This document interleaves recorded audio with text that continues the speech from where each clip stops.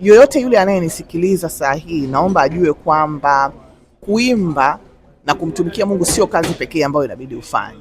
Inabidi uwe una kazi ya kukupa kipato cha kufanya, kwa sababu nothing is for free. Kwa sababu watu wao wanaamini kwamba kwa sababu ninafanya kazi ya Mungu basi watu watanibeba.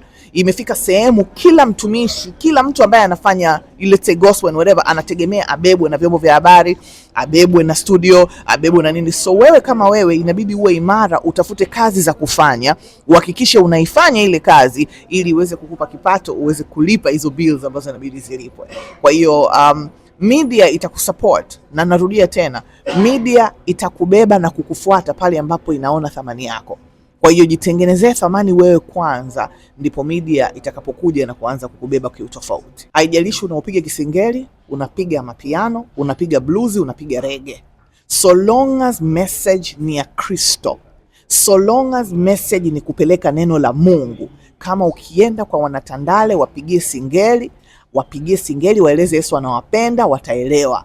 Ukienda kwa wale wanaopenda sijui reggae, ukinachuga kule, ukiwapigia ukawaelezea kuhusiana na Yesu kichuga, wataelewa.